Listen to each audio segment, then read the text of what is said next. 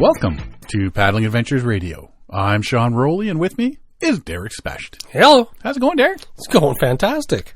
Awesome weekend. It has been. It's temperature's starting to drop again. Oh, tell me about it. It's not so much the cold as that wind in your face. Mm-hmm. Yes. When you're having a nice walk at 6 a.m. and then, and you're walking the dog and, okay, well, it's chilly, but I got my heavy jacket on. And then you turn the corner and you get that breeze right in the face. Oh, I hate that. I hate wind.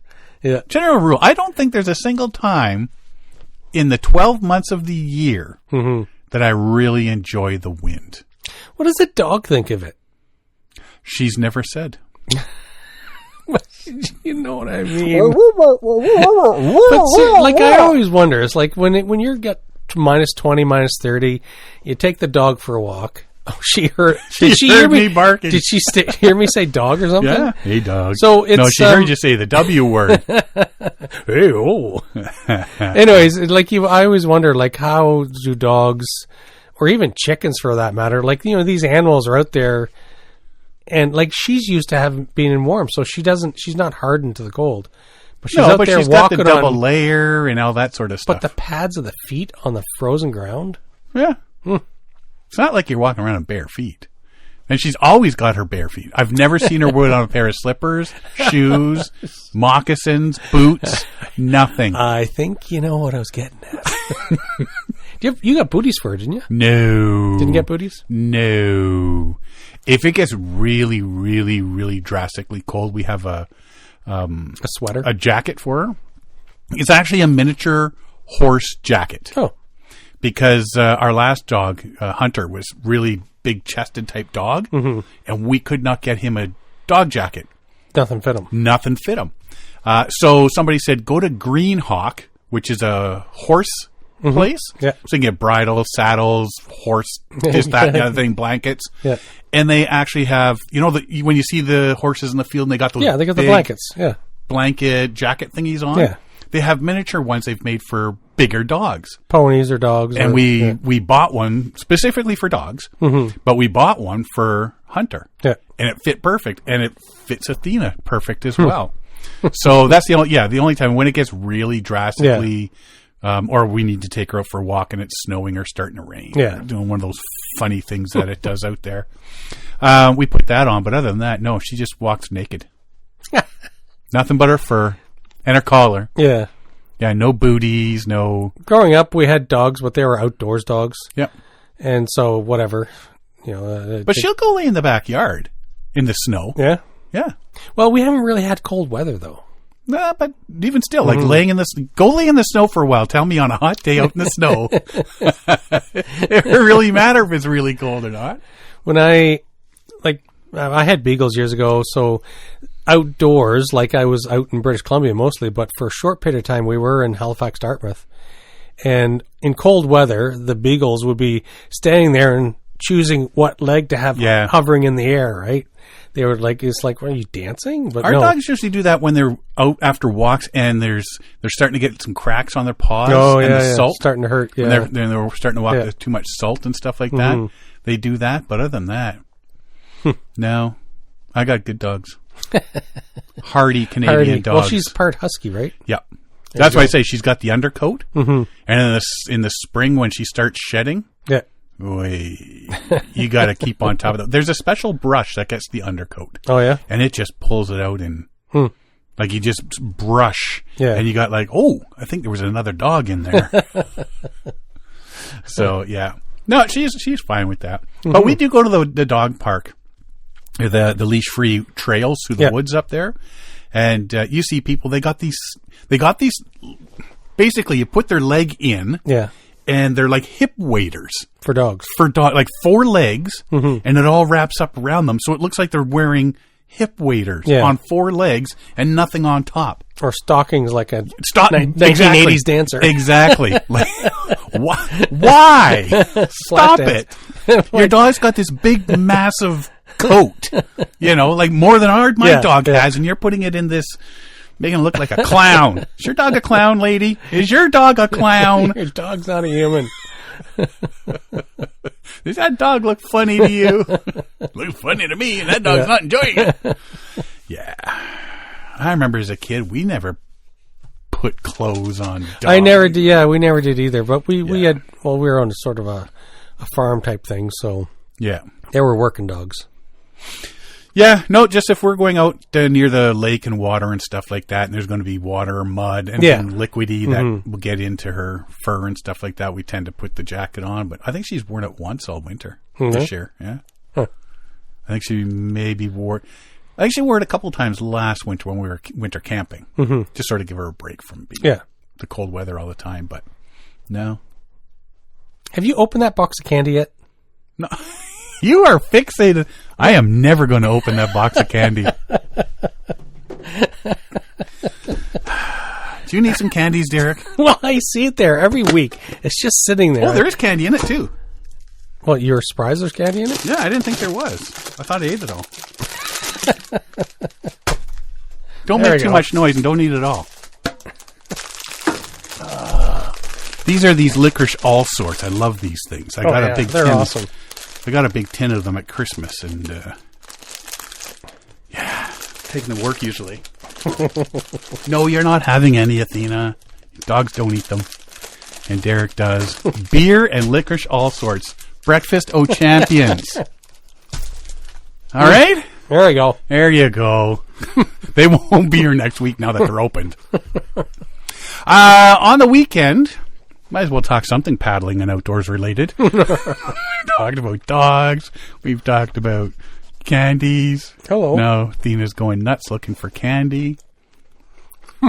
She's staring at me. Right? Hey, pal, what do you got? Making me feel guilty. Is that a candy you got there? Hi. You got a spare? Are you going to eat all of those over there? Oh, yeah. Go see Daddy. I love you, Derek. Go see Daddy.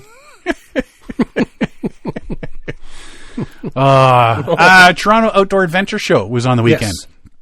Yes. You couldn't make it. No. They had a lot of people asking where you were, and I said that you had your first job in the porn industry. They all wished you luck.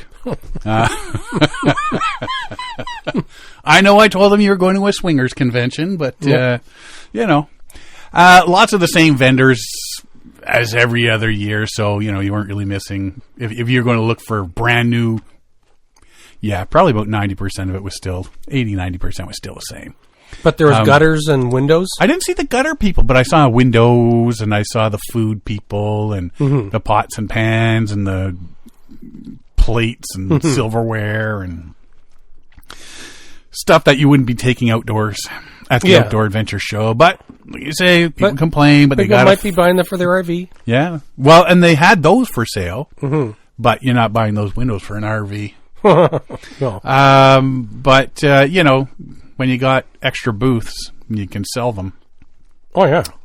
So you're not taking a loss. You know, that's what the company's got to do. So, anywho. I'm chewing into the mic here. They still had some of the destination section. They had a diving section, you know, things not related to paddling, but it's an outdoor adventure show, so it's expected. Yeah. Yeah, there is, like I say, a lot of the same sort of stuff. Checked out the canoes and kayaks, Novacraft, Swift, H2O, Complete Paddler was there with Novacraft, that sort of thing. Checked out some of the gear, Canadian Outdoor Equipment Company, Recreational Barrel Works, Frontenac Outfitters, Algonquin Outfitters. Never got to talk to Jeff of Jeff's Maps. Oh, no? No. Oh. I saw a picture of him. Yeah. I saw a picture of him, but, Maps by Jeff. Yeah. It's just habit to call it Jeff's Maps. Maps by Jeff. I waved to him once, and through the 50 people around him, he waved back. There was a lot of people there looking at his maps. Watched some of the paddling demos in the demo pool. Mm-hmm. So a few things there went on pretty good, and it's nice to see that people do it in the pool. I wish I had a big pool like that to do it, but. I'm not a pool person, so. Friends in Temagami. Went and checked them out. Alex Matthias was there. Okay. Yeah, he came all the way down from Temagami to spend the days there. And had some of his books for sale. And, it was nice to see him down there. Cabin Falls Eco Lodge, Andrea and Hap Wilson. So, going through a whole bunch of my stuff lately, I found some old Temagami maps. Okay. Back in the late 80s, early 90s. I picked them up when I first started getting into canoe tripping. And a book, Ottawa River Canoe Routes. And I said, oh man, there's pictures in these. Well, the book is definitely Hap Wilson, but the maps have illustrations on them that are exactly, you know, they're by Hap Wilson. Yeah. He's right. He's done these maps. And so I took those and laid them out in front of him, and I got a bit of a kick out of that and signed them for me, sort of. And they would have been from the 80s type thing? Yeah. So he must have been surprised, like, whoa, what are you still doing around? Yeah, because they're full color apparently. Yeah. I haven't bought a new one of those in ages. I just buy the Friends of Temagami trip planner map and whatnot now. I don't buy the ministry maps anymore. So he was quite tickled to see those things. Then I walked over to see Kevin Callan at his book signing, and I plopped down a book in front of him, which kind of like, are you kidding? Brook Trout and Black Flies. Okay. First edition. Yeah. I picked it up off of eBay a couple of years back now. It looks like it has never been read. It is like pristine. The back, like the spine isn't even cracked. Came from Maine. So I think somebody probably bought it on holidays, decided they were going to read it, and just never did. Exactly, yeah. Something you never get around to. Yeah, so that one became Canoe Routes of Algonquin, I believe. Mm-hmm. In their third, fourth, whatever, printing later on. Because the company that was doing these went bankrupt, if I'm not mistaken. And so the new company redid them the publisher did them under a new name. Oh, okay. So, but yeah, took that, got him to sign that, and it's in a sealed bag and everything. It's like it was a comic book or something, right? So it takes it out of there. I said, yeah, it's worth about $200, and he signed it. Now it's worth about $5 because you wrote in it. So that was pretty cool to get that thing. You know, there's a few people around looking at that and going, wow, that's an old book. Went to a few of the presentations and stuff like that. Kevin was doing his portage-free canoe routes, which is cool because, you know, not everybody likes to portage. But they want to get out on there. And there are places you can go and, you know, not have to get out every so often. And I like portages, but not if they're one after the other. Like you hop in a pond and get to the other side and unpack everything in. But generally, like, if you're out for a couple hours and you do a portage or two, it's kind of a break. So you get a break from paddling, then you do the portage. You get a break from the portage by paddling again. Kind of breaks up the day. You got to find those routes that have the proper mount and proper distances. Yeah. Because if you're spending more time portaging than actually paddling, you might as well just forget the canoe and go on a hike. The wrong route. Go backpacking. Exactly. Yeah. Checked out the Nahanni River of Dreams presentation. I wanted to see that. If I had gone, that's what I was going to see. Yeah. Still, I'm tossed up about the Nahanni. So I've been looking into it more, and so I was trying to figure out how to get the kids on it. So if we and just by talking to them and looking at the stuff online, if you do the upper end of the Nahanni, there's some class 1, 2, 3, not too much. And I'm thinking, how do I get the kids enough experience to paddle it? And then I discovered, hey, I can do a self-planned trip, rent a raft, and raft it. Which is, that's what we're kind of thinking of now. Like next year, we'll not doing a guided thing. No, I don't want to do guided. I want to be able to stop when I want to stop and hike up some areas and check out some sandbars and so on, right? Well, if you hire a single guide and tell them this is what we're looking at doing, that could work too. Yeah, right. Because that way, that's sort of he's going to be able to tell you, oh no, you want to portage this section. Or, exactly. Oh no, stick over to the right or stick over to the left, or that's a possibility too. It'd go right down the middle and hope you win. Yeah. Be a few extra thousand for doing stuff like that, but it could be worth it. Yeah. So check that out. Saw Planning Your Next Canoe Trip by Algonquin Adventures. They got up there and said, you know, for new people and stuff like that, here's what you can do. Here's what you have to do before you start planning the trip and, finding your destination. Do you want to do a guided trip? Do you want to start with, that's what he said. They start with, like an overnighter. Mm-hmm. Go do your day trips, then start with an overnighter, and then go from there. Build up.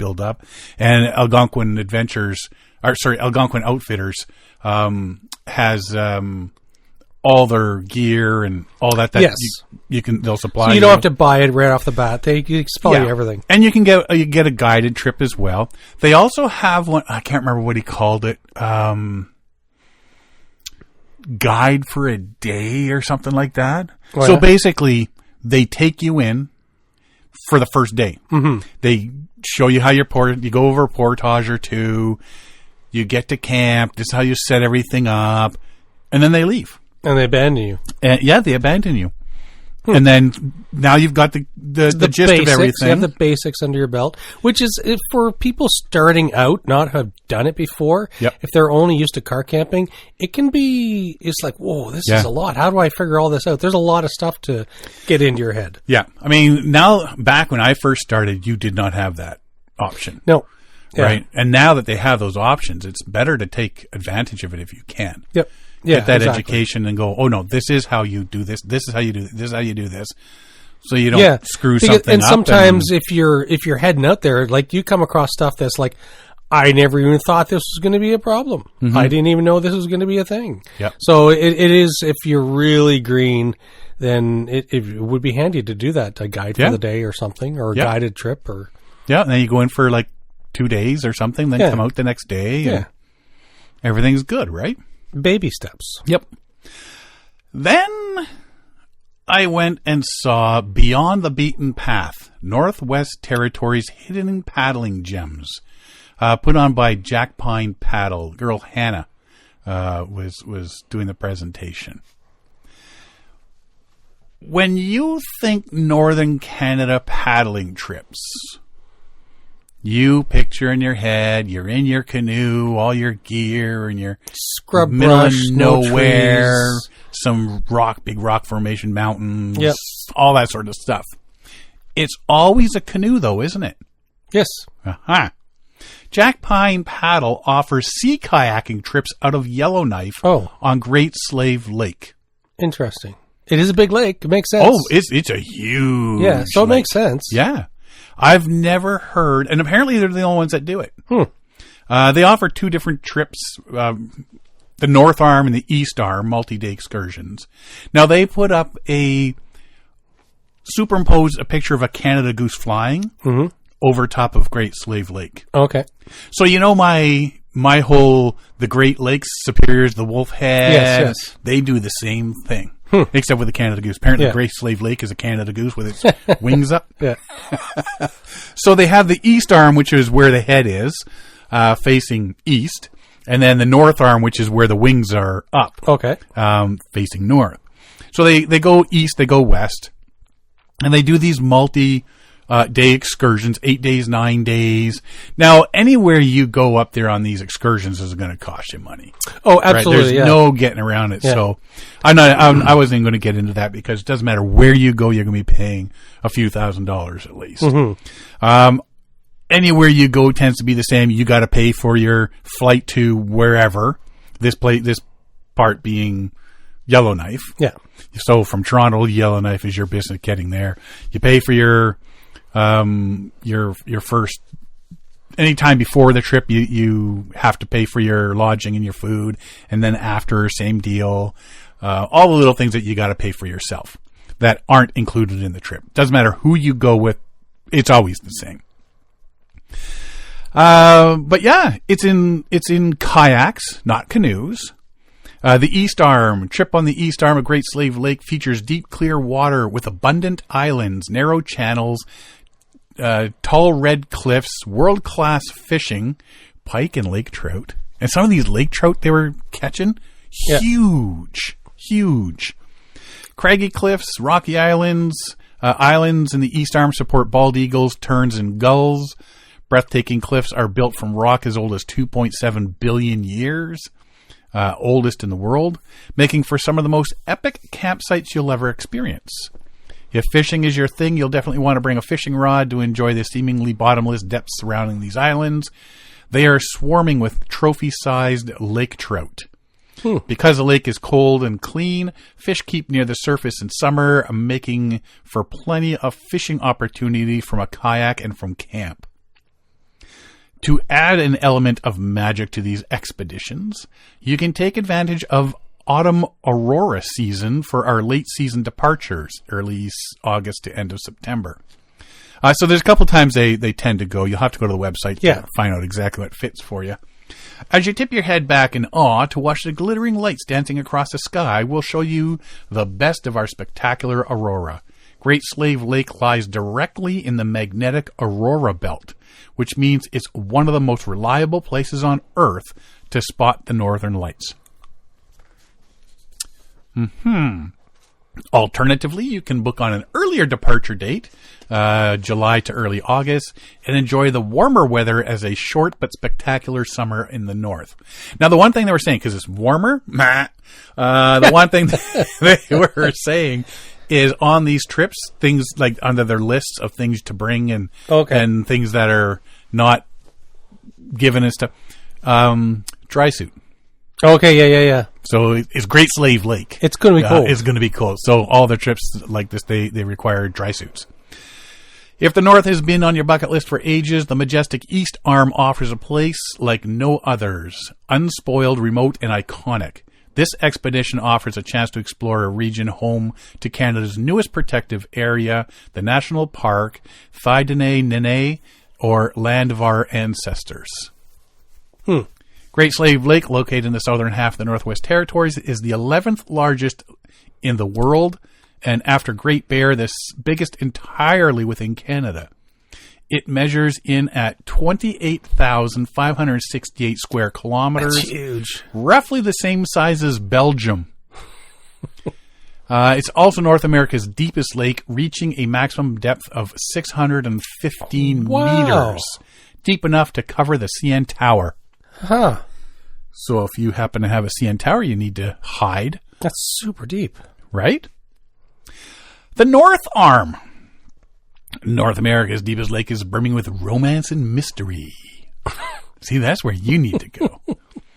It's especially true when Heaven's Own Light Show begins.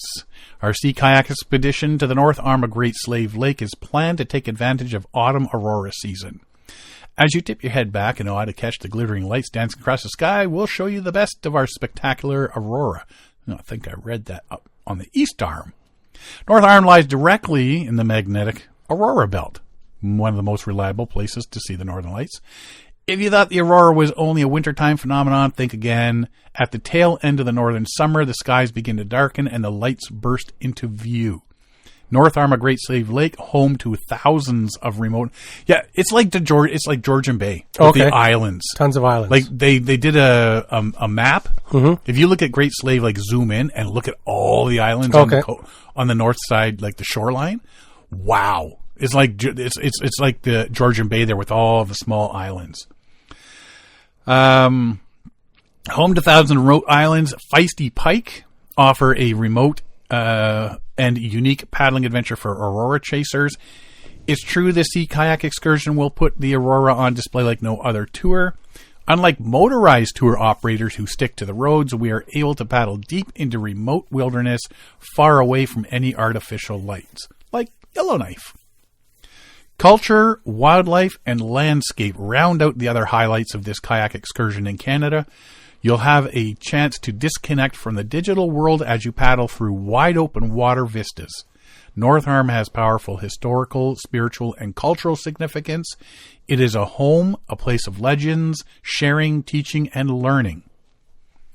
The numerous channels and bays of the North Arm are important habitat for breeding birds, and each year attract more than 100,000 northbound migrating waterbirds. You'll find a stunning variety of birds such as bald eagles, gulls, terns, ducks, swans, and geese. It's also home to moose, black bears, bison, wolves, and tons of world-class trophy pike. They really push the fishing. Yeah. And I'll see if they got the pike in the North Arm. I'm heading over the East Arm for some of that massive trout. That's what I'm saying. So what's interesting is, like, so here, there's a lot of pressure on fishing here. You go to Temagami, Killarney, Algonquin, any of the lakes around here, there's a lot of pressure on fishing. Up there, Nothing. There's not a lot. No. So the fish get to be very large size. Yep. And so they're plentiful, and it's easy to catch, and so you get yourself some really beautiful fish. So that's an appealing factor for anybody. Well, you were up in Woodlands, Caribou. Yep. Fishing was great there, because there's, again, not a lot of pressure on fishing. Mm-hmm.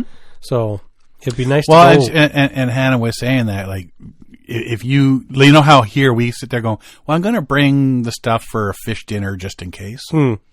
She said there is no just in case. Yeah, you are catching. You are catching multiple. Well, actually, there was one gentleman that was sitting in front of us who had been on one of those trips. Yeah, and even he was saying, yeah, they were catching grayling up. He was a bit interior. Yeah. But they were catching grayling. They were catching trout. They were catching pike. They were catching like. Yeah. And they said they were. Yeah, there was no worry about not having a fish dinner. Nice. Multiple times. From a paddler's perspective, the North Arm is a paradise of unexplored islands of glacier-carved Precambrian rock. It's a wilderness odyssey of narrow channels. Navigate with expedition-grade sea kayaks. The North Arm Great Slave Lake Sea Kayak Adventure is an unforgettable wilderness experience. So if you want more information on tips, pricing, dates, distances, itineraries, costs, etc., jackpinepaddle.com. Go check them out. And yeah, like I say, like all of a sudden she's showing these things about sea kayak tours. I'm like, wait. I don't think I've ever seen anybody doing sea kayak tours. Neat, eh? So I was talking to her afterwards. I went over to the booth and was talking to her. There's no portaging, so it makes it simple. And she says they're the only ones doing the sea kayak thing. Part of it is like with the canoes, you just leave them out, no big deal. But the kayaks, you really can't do that. The kayaks they're using. Yeah. So you have to have somebody maintaining them. And if you're leaving them in the back country, then somebody's got to keep going. Yeah. So it's like, no, they do it right there, and everything's there all the time. They got like water taxis that'll take you. Yeah. For one of them, there was one trip she was talking about. It's like a 5-hour water taxi drive to begin with. It's like, yeah, I don't mind doing a half hour, but I don't want to be doing 5 hours. So jackpinepaddle.com. I like this because we do have an awful lot of kayakers that listen to our podcast here, and whenever we talk about anything Northwest Territories, Yukon, that sort of stuff, everybody's thinking, oh, you're doing the rivers in canoes and stuff. Well, I got you people covered now, don't I? Go to Yellowknife, Pine Paddle. What's interesting about, so just with this is Great Slave Lake and so on, if you look at satellite view of Canada from the Great Lakes up towards Great Slave Lake, there's a band of strip or deeper lakes that go right across, North America looks like a seahorse. So if you look along the spine of the seahorse, there's all kinds of deep and large lakes on a band that slashes right across Canada and into the U.S. So it's interesting to see that, and it's like, oh, I'm curious, like it's, glacier action, yada, yada, yada. But you can see that there's a pattern of large, deep lakes right across the spine of the seahorse. I'm trying to figure out how North America looks like a seahorse. Well, here. There you go. See, there's the head. Alaska's the head of the seahorse. Oh, a seahorse with something on his back, some weird growth. The tail of the seahorse is Mexico. is Mexico, Florida. Mexico. So you can see it. See? Seahorse. And he's got a backpack on, yeah. Yeah. I see. Touch the screen. All right. See, once it's pointed out. Yeah. Once you point it out, it's a seahorse. North America looks like a seahorse. Yeah. Lake Superior looks like a wolf head. But anyways, if you look along the spine of the seahorse, you can see all these deep, deep, large lakes. Yeah. It's kind of cool. It's my kids, they like these videos of geography, science, and they do all kinds of weird stuff like that. So see, that's what you need to do is have a movie night, hook YouTube up to your TV, and watch Nahani videos. Yes. Yeah. We've been choose talking your to the own kids, like, adventure. we want to do it. We want to get up there. Yeah. Do it. Mm-hmm. Do it. Potentially next year. You know who you should call? Ooh, Jack Pine Paddle. Jack Pine Paddle, yeah. Ask for Hannah. Well, no, we're going to do the Nahani. She doesn't do the They Nahani. do. Oh, they do the Nahani as well? Yeah, they do a whole... Yeah, if you go up there... I was only talking about sea kayaking. Yeah. But if you go up there, they do a whole range of other... Oh, okay. A lot of other stuff. Check them out when you got a couple minutes. The other fella... I managed to get out of the Toronto Outdoor Adventure Show fairly unscathed. Sorry, my wallet Unscathed. made it. Sort of. I went and saw Andy at Recreational Barrel Works. Was chatting with him a couple times, but the Hamilton Adventure Expo said I was going to come back and check out one of his packs, specifically the Courier 2-part canoe pack. So basically, it's a Wanigan made out of cloth. Okay, yeah. Right? And now, so picture that rectangle pack. It's a cube. Two of them, one on top of the other, and backpack harness so that you can carry them on portages, waist belt, and a tump. So I was looking at those, hemming and hawing, and decided, you know what, I'm going to pull the trigger on that this year. Yeah. So I went and saw Andy and said, hey, pally, buddy, friend. So it's part of the Heritage line of packs. 104 liters, has 2 rectangular shaped sections, 52 liters each. They connect together by quick release buckles for portaging and then separate again just as fast. So if you're solo or something like that, if you're solo canoeing, you can put one, like with one of the packs, boats or something, or my Osprey. I usually put a small pack behind me and then my bigger pack up front. Well, you can do the same thing with this. You just take them apart, boom, one at the front, one at the back sort of thing. So it's a great solution for solo paddlers that want to split their load to balance the canoe. Pack includes modular shoulder straps that can be quickly attached when it's time to portage. You can also just take one of them. Yes. So you don't always have to have the two, right? Pack comes with the modular shoulder straps, the optional tump line, super tump. I got the super tump because it's wider, more comfortable. Hip belt for whatever suits your portaging style the best. Also great as a sled or toboggan bag in the winter. Oh, yeah. So if you take them apart, you just lay it on there and strap it down. Yeah. Right? You got 2 automatic. Now, I did get the dry bags for the inside because they're not waterproof. Exactly. You'd have to waterproof somehow. So I got the 2 waterproof bags made specifically that fit inside these. So they're rectangle sized as well. Updated version of a classic boasts hard-wearing 1000 denier nylon 2-inch webbing that runs down both sides along the bottom of the pack to secure the load to a tump line.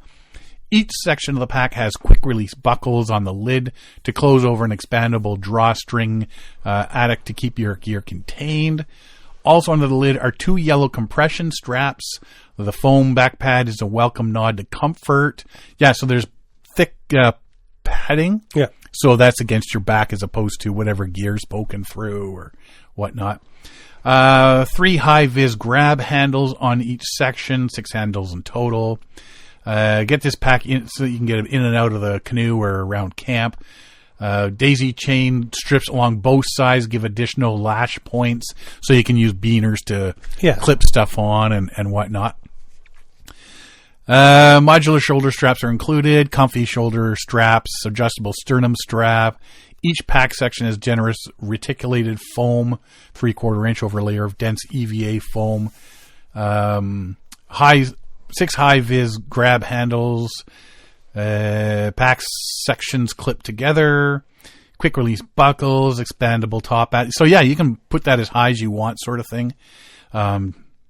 With the stretchy buckles there.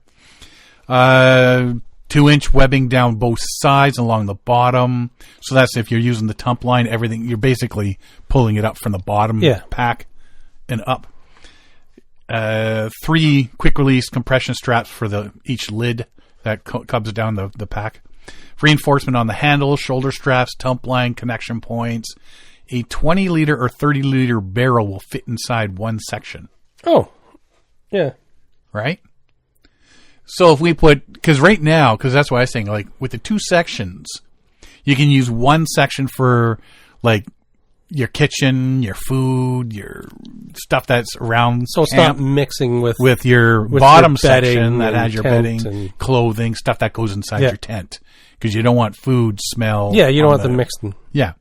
So that's what's perfect about that. And then you can throw the bottom one, say, in your tent that has your clothes and all that. Yeah. And the other one you can leave outside, sort of thing. Exactly. I do like these versions because as opposed to a narrow, tall bag, if there's something at the bottom, you're hauling digging all the crap out and whatnot. And,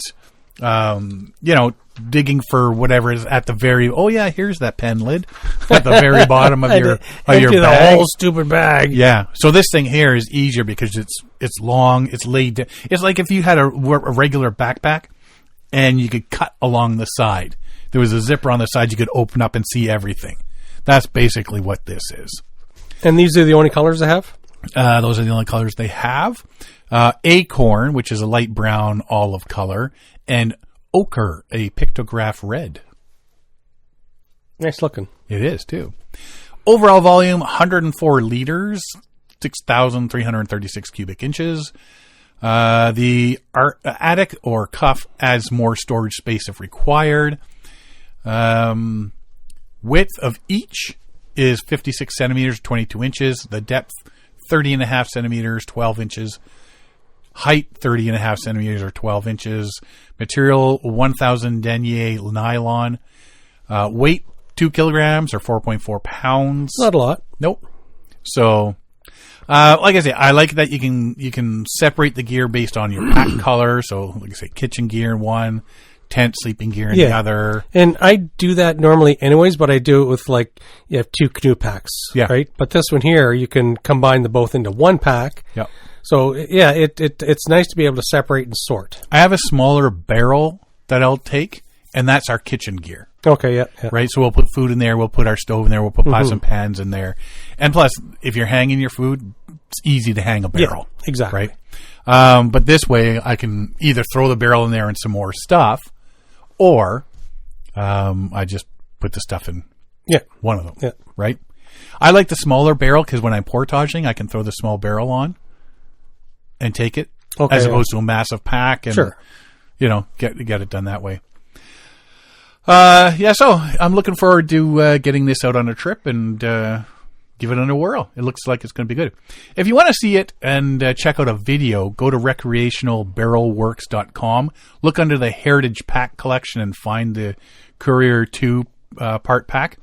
And there's Kevin Callan, the Happy Camper there, did the video with Andy explaining how it all works out on the bottom of the page there. So check that out and you'll see what it is.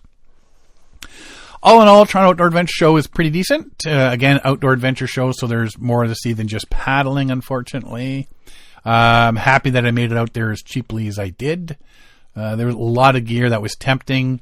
Some of it was just luxury items that I know I don't need anyway. Yeah. Some I'm not 100% sold on yet, or we're just upgrades to gear that I already had. So, awesome. It was a good time. Good time. Did a lot of walking. Oh, you know what I got to use? What's that? You know my water bottle clip? Yes. Yeah. I put that on my backpack that I wore around. Right. Rather than carrying bags of stuff, I just throw everything into a backpack that I collect along the way. And it was hanging right off the front. I got a few comments on it. Yeah. Oh, that's a pretty cool. Yeah. Where'd you get that? Japan. Damn it. Guess you're going to Japan, pal. Yeah. Yeah.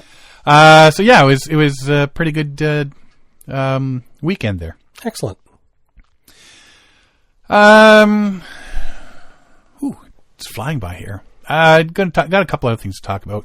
There is something I will tell you about paddling at night.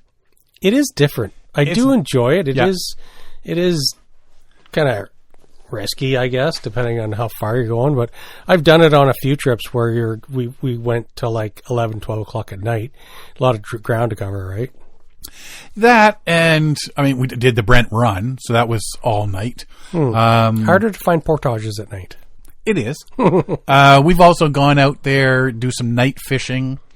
We've gone out there and just laid there in the canoe watching the stars and stuff like that. Yeah. So, but there's something to be said about being on a nice calm lake in pitch darkness under the full starry sky. Just be smart about it. Don't be an idiot. Yes, if you're going to do it. But I suggest people do that. Victoria Lake Canoe Club in South Africa hosted a successful 12-kilometer night race in Gauteng. For many participants, the race was not only about competition, but also about fitness and recreation. It began at 5:30 p.m. with pleasant weather conditions attracting 70 paddlers from across Gauteng. The event provided an important training opportunity for paddlers preparing for the Ducie River race. Key focus on the race included portage practice, the essential skill in canoeing. Having good portage technique is especially important if river races where paddlers must navigate around unsafe sections. Practicing portages improves agility, strength, and overall race readiness. There was K2 and stuff like that. They came in pretty close, 21 seconds apart. 55... No, it says 55:08. What was the date of this race? Beginning near the middle of February. Okay. Yeah, so only like a week or so ago. It had to be 55 minutes because it's only 12 kilometers. 55.08 minutes. Second place was just 21 seconds later. That's tight. I think in 55 hours. Wait, 12 kilometers. Yeah, it's a short race. Yeah, maybe they took the scenic route. The success of the event highlighted the growing enthusiasm for canoeing in the region, while reinforcing Victoria Lake Canoe Club's role in promoting fitness, competitive development, and community participation in paddle sports. Good for them. Mm-hmm. Very cool. Yeah, the Ducie River race is huge. And I think that's this weekend, if I'm not mistaken. And this was the night race. Yeah, this one's the night race, yeah. 70 people went. Yeah. Gotta like that. Yeah, that's kind of cool. Speaking of races, Peterborough. Oh, yes. Less than an hour from our house. Yeah. Dragon boating. Big festival. Peterborough's Dragon Boat Festival will celebrate a quarter-century of paddling for cancer care this summer, marking 25 years as one of the region's signature fundraising events. 25th Anniversary Festival takes place Saturday, June 13th at Del Crary Park, once again featuring dragon boat races on Little Lake alongside artisan and food vendors, family fun zone, a beer garden, and more. Registration for teams is open as of February 25th at ptbodragonboat.ca. I might just go check this out. I'm not going to race in it, but I think it'd be a fun day with the that's what I was thinking. I think I might go up there and just take a peek at it. Organizers say the milestone anniversary will be reflected not only in celebrations but in the event's fundraising goals. This year's target, $325,018.01. And 1 cent? Yep. For the Peterborough Regional Health Center Foundation, a 25% increase over last year. Because it's the 25th year, they took last year and just added 25%. So that's what they ended up with that number. Festival chair Michelle Thornton explained the goal specific fear carries symbolic meaning, including that the 2 in 5 Canadians will be diagnosed with cancer in their lifetime. 1 in 8 women will face breast cancer diagnosis, and 0.01% of men will also be diagnosed with breast cancer. Oh, yeah. I've actually heard that before. I've heard of that, yeah. Most importantly, what's raised here stays here, Thornton says, noting the funds support cancer care close to home. We all know someone who has been affected by cancer, and by paddling together, we can make a lasting impact on the lives of families, friends, and neighbors in our region. Hosted by Survivors Abreast Dragon Boat Team, Peterborough's Dragon Boat Festival was first launched June 2001 as Liberty Mutual's Day on the Water, becoming Peterborough's Dragon Boat Festival the following year, so since 2002.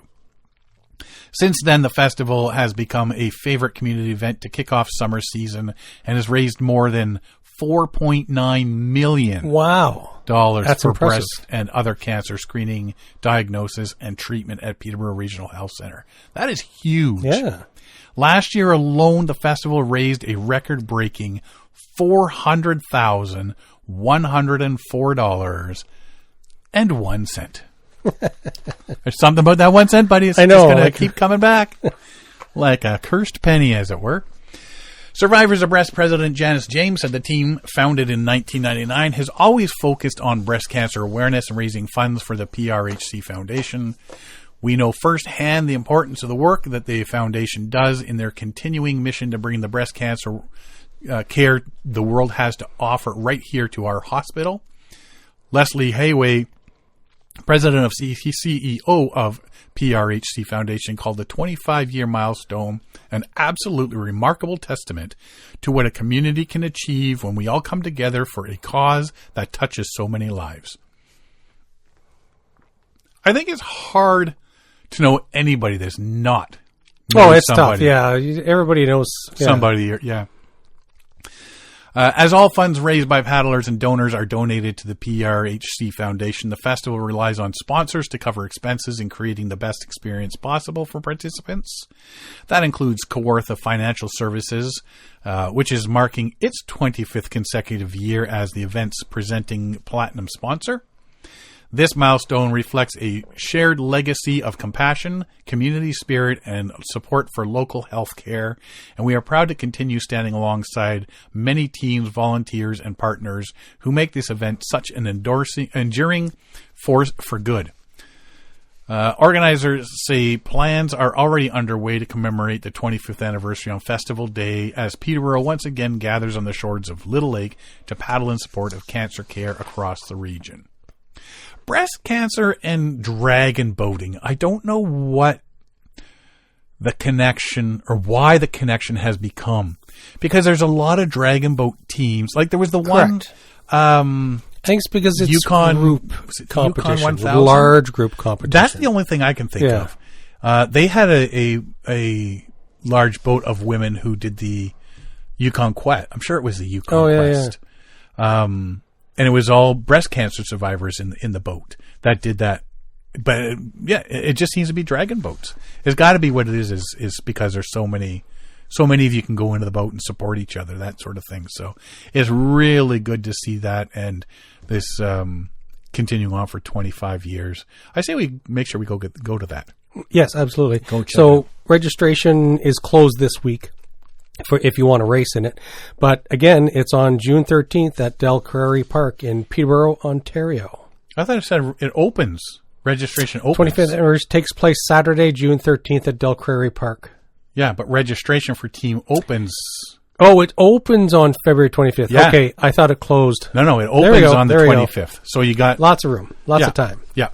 So put your team together, get yourself a boat, and get cracking. Mm-hmm.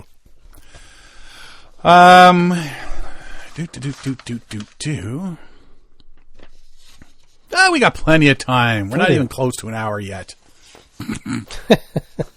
Plenty of time.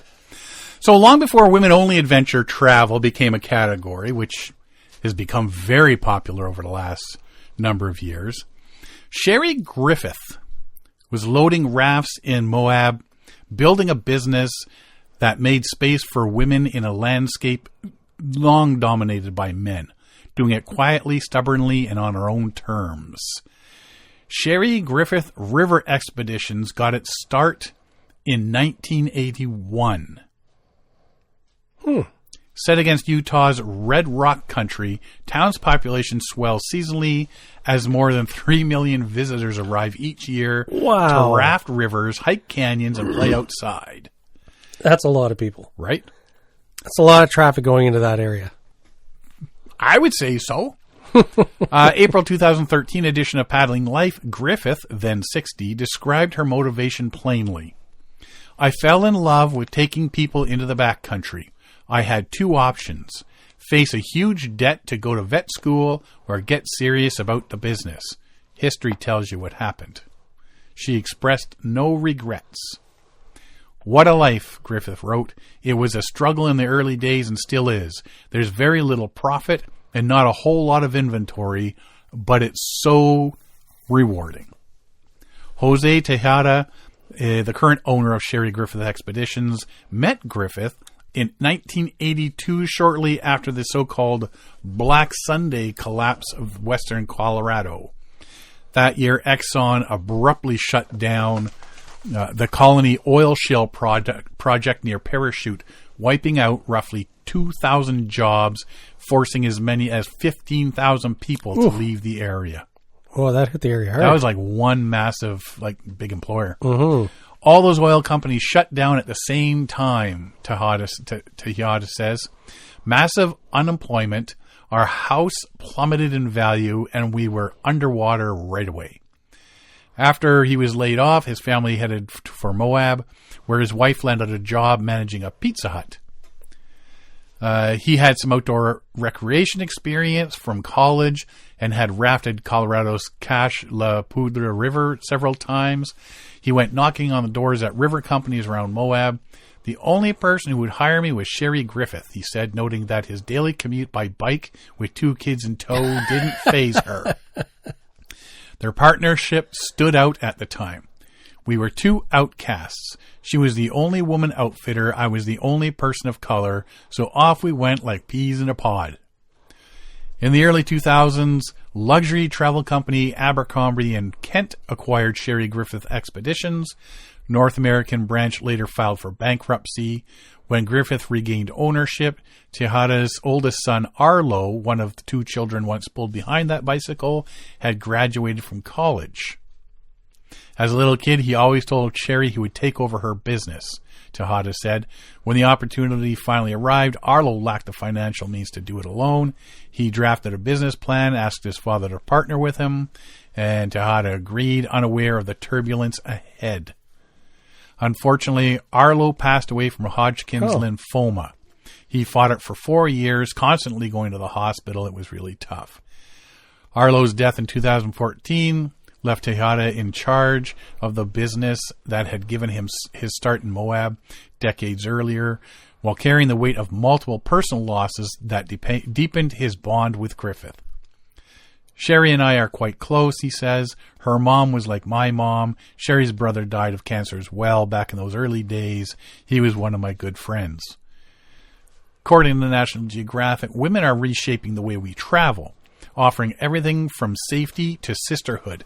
All female travel is on the rise. Well, even that and women's businesses, look at Tori and her paddle like a girl, right? The getting women out there has become such a massive thing over the last 10 years. One of the things Sherry did different was food. Back in the day, it was all men, canned goods, Dinty Moore stew, that kind of thing. She made it so women would be more comfortable. We had chairs. We did all the dishes. The company's trips emphasize comfort without softening the adventure, creating space for camaraderie, ease, and reflection alongside physical challenge. Tejada, now 74, hopes to retire soon. Yeah, I hope so. When the time comes, there's no one he would rather see take over ownership than longtime employees Crystal Johnson and Brenda Milligan. Johnson oversees reservations while Milligan manages operations. Both wear multiple hats and have spent years immersed in the daily rhythms of the business. Johnson said the 3 are working to finalize the transfer of ownership this year with the goal of preserving both Sherry Griffith's name and the vision behind it. That vision is rooted in the outdoors, Johnson said. There's something about being in the wild, away from judgment and expectations, that allow people to be themselves, and once you realize that, you realize it's okay. And it is okay. It's okay. That's pretty cool, though. Like, back in 81, she was like a pioneer of getting this going. Yeah. You know, it was a man's world, basically, you know, for lack of a better term. And can you imagine at the outset of starting a outdoors business back in the day when they were few and far between, and also at the time when industry was changing and they were shutting down all the mining and oil exploration. And suddenly you're in an area where a lot of people moved away from, and you're trying to bring people in. And so you've created an industry to bring tourists back to the area, or bring people into the area by tourism instead of because of the heavy industry that was going on. It would be a tough start back in the 80s. Yep. Huh. Very unique. Glad it worked out. 74, he's hoping to retire. Well, he's had a good life. Yes, sounds like it. You brought this one to me. Did I send this one to you? You sent this one to me. After 4 days lost in Oregon's rugged wilderness, missing rafter Gabriel Vaughn, 25, was found alive February 20th. He was last seen during a rafting trip on February 16th on the Illinois River in Oregon, according to Josephine County Sheriff's Office. His parents said that he was found miles downstream from where he was last seen. No other details have been released. The whole story, this one's a head scratcher. Yeah. It's like, what? Gabe is a very passionate rafter, said his father, Henry. If he thinks there's any chance that he's going to be successful at something, the boy is going to do it. If he thinks the success is higher than failure, there's no chance he's backing out. He's all aboard. Gabriel Vaughn is what the river community would call a stout boater. He's traveled intense sections of turbulence, dropped waterfalls, rafted whitewater around the world, guided countless customers down some of America's most challenging commercially run rivers. That's why his disappearance was so bewildering to his family and friends. During the rafting trip, Henry says Gabriel was concerned about the upcoming rapids. Designated as a wild and scenic river, the Illinois has more than a dozen Class 5 rapids, and the group was sitting above a Class 5 section near a rapid called Green Wall. After a disagreement with his team, Gabriel jumped off his raft and swam to shore.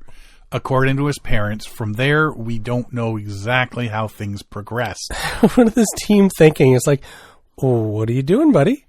Right? I'd be curious to know what the discussion was about. Well, how long are you going to sit around and wait for him to come back? Right? You wait an hour, 2 hours? You can't wait forever. It's like, is he walking home? Mm-hmm. What was the disagreement about? I know, right? It's at this point that Gabriel hiked out of the Chetco drainage area, a rugged, remote, and mountainous forest that partially lies within Oregon's Kamloops wilderness. Gabriel left clues for search and rescue personnel as they scoured the area amidst bad weather. Along the route, Gabriel is believed to have taken authorities found his paddle, then his helmet, and other gear at 3 separate locations. He was leaving breadcrumbs. Says his dad, adding that Gabriel is an experienced outdoorsman and Eagle Scout. If he's out in the wilderness, he knows his chance of getting rescued increases if he leaves signs of where he's been and the direction he's going. So peculiar. This is a developing story. Mm-hmm. There's a lot that they're not saying. Yeah, there's this. So this is similar to the developing story of the guy who faked his own death and disappeared off to Europe. Right? So yeah, what's a lot of questions? There's something happened here. But there's all these leaving your groups and leaving people, and the one girl who died, she invited herself on a trip to the Grand Canyon. Oh, and yes. They ended up leaving her. She went her own way, sort of thing, and she ended up dying. Then there was the one we were talking about where the couple went up the mountain and weren't prepared properly. Storm came in, and around midnight she ended up feeling hypothermic. Yep. And he tried to get her down. She told him, she said, no, you need to leave and get help. Yeah. I can't go further. And then he 3 hours down, got help, 7 hours fighting the snowstorm for help to get to her, but she succumbed to hypothermia before. Should have just dragged her. he's been charged Yes. with 5 months and almost $16,000 fine. Yeah. That one was peculiar too. Like, Yeah. There's an awful lot of questions that get. that one. Well, their main question is, why didn't you leave her and go for help sooner? Yes. Yeah. What happened? What's going on here? Yeah. If there was some reason she couldn't get down, Yeah. you should have left a lot earlier. So. But this one here, but this it's one like here, something- I want to know what the argument was about and what would possess you to. Only thing I can think of is they were arguing about whether to do that rapid or not. Yeah. Who knows what came up? And he just did not feel But it. what a position to put your teammates in. Like, Right. so they're on the river and they're going, what do we do? Is he coming back? Well, that's we the whole just thing. leave? Do you leave your teammates? Yeah. Or But you're not going to stay there for days on end. Right. You have to progress.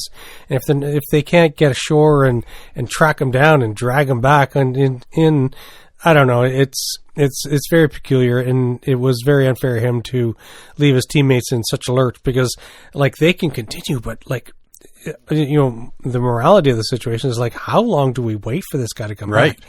Is he coming back? Do we know if he's ever come back? Like, it's really hard to know if, like, they paddle off and then he has a change of heart and comes back. It's like, oh, they abandoned me. No, you walked off. Yeah. So it's a tough situation. that seems to be happening a lot over the last couple of years. Situations like that. Well, I think so. It's a combination. There's a lot more people out there doing this stuff. There's a lot more people realizing that what they're capable of and what they're not capable of. And there's also stories come out more because of social media. We see more of it. It gets reported more. Like, you know, back in the day, maybe stuff like this would happen, but you'd only know about it locally because it hit the local papers, but it's not going to be international. It's not going to be hitting people in other countries or states or provinces or whatever. So it's a factor that comes up a lot with social media. It amplifies stories and creates more of a groundswell of information of stuff that's just random stuff that's going on. Yeah, it just boggles me that your choice at the end of it all was to leave the boat. I'm walking home. Right. It's like, That's it. I'm what are walking. you doing, dude? I'm going to go catch me an Uber. There'll be another raft through here soon. So how long was he missing when they found 4 him? days. 4 days. So he spent 4 days. You wonder, did he have supplies? Like, obviously he has lots of water to drink, but Well, they said his paddle, his yeah, he walked up. He carried his paddle and his helmet, and helmet, his life jacket. Yeah, but did he have food? He had 4 days of And I think he had he foraging. would have had his dry suit on. Yeah, So wouldn't be so very peculiar. Yeah. Weird.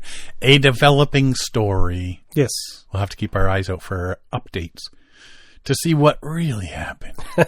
The continuing story. continuing saga. Yes. That's all I've got except for outdoor shows. They're starting to dwindle. They are. The next one on the list is the Quiet Adventure Symposium, Saturday, February 28th. Dun dun, that's this weekend. 31st Annual Symposium, Michigan State University Farm Bureau Pavilion in Lansing, Michigan, 9 till 5:30. QuietAdventures.org. Check it out. Get there. And don't forget the Rabbit Show Don't next forget door. the Rabbit Show. Check it all out. Ottawa Outdoor Adventure Travel Show, April 25th to 26th. Nepean, Ontario at the Nepean Sportsplex. Free admission and parking. I don't know how they can do that. Free admission and parking. Well, they just let people drive in and park wherever they want. And then they open the door, people walk in. Nobody stops them. That's how they do it. I really have to be more specific in my wording.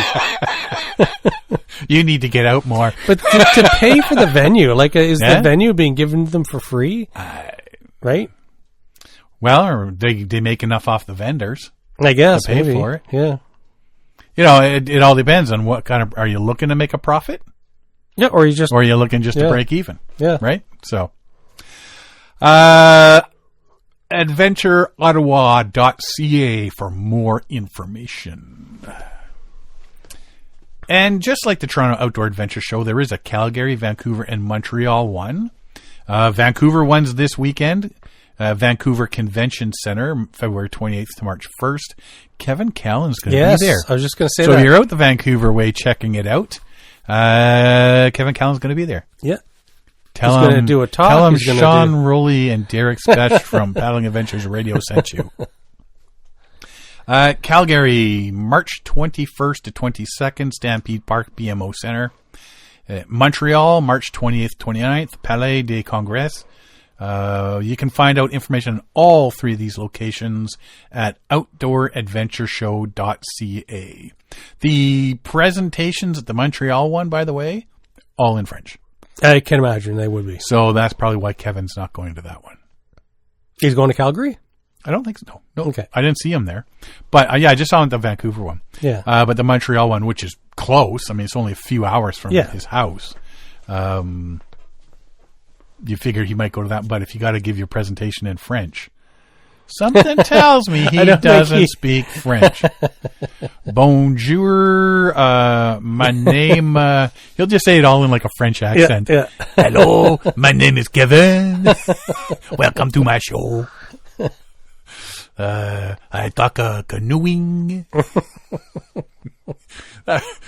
Could you imagine selling them on that? No. Yeah, this guy speaks French. Yeah, he's got an accent and everything. And then he just speaks English with a French accent. Somebody would lose their job, that is for sure. I'd pay to see that. Yep. It would be interesting. Yeah. Other than that, that's all I got. Mm-hmm. I've got nothing to add. Yeah, I got trips to look at. I've got a new bag to check out. See how much crap I can fit in it. Heavily discounted vacation trips to Mexico right now. Oh, that's right. Hang out with cartel members. Yes. Ex-cartel members. Yeah, see giant campfires, which really aren't campfires. Yeah, there's a lot of stuff going down there right now. Yeah, unfortunately. So, as long as you stayed at the resort, though, Yeah. you'd think. Paddled off the beach. Because all I'm seeing is all these headlines from people from Edmonton, Calgary, Yeah. and stuff like that. Yeah, saying, here's what they're seeing down there, and they're from their hotels and stuff, and I don't think the tourists are who they're after right now. No. No, So- they're just they're kicking up a ruckus. So as long as you're sitting in the swimming pool bar, Yeah. drinking, or sitting on the beach, Should be relatively safe. you should be Should be. relatively safe. The big deal would be trying to get a plane in. But Yes. if you could get a plane to fly over, Just drop you off. grab your 2 suitcases, throw on a parachute, Yeah. and if you know how to parachute properly, you could land right at the front Exactly. doorstep of your hotel. Exactly. Yes, Sean here for my, I believe I got a reservation, Hung up in a coconut tree. right? Just hanging around. I'm here to check in. Get me down. Speaking of coconuts, Hmm. because you mentioned it, so we are speaking of it. I got 2 coconuts from the store Oh, the yeah? other day. Put a couple of holes in each one to drain out all the coconut juice. The milk. Did Yeah, you drink the it? water. You kept it? Oh, I always drink it. Yeah. And then took a hammer and beat the crap out of the coconuts because, as one does. And then you peel all the inside off the shell part.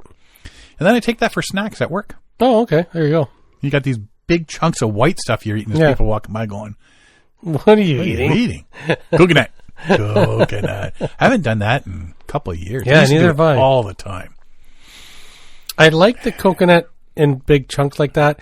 I don't like shaved coconut on like cookies or cakes or whatever. Really? Yeah. Are you not a weird? fan. I am weird. I knew there's something wrong with you. I love coconut. If it's fresh, when you crack it open yourself, where the meat is nice Yep. and tender still, it's very good. Yeah.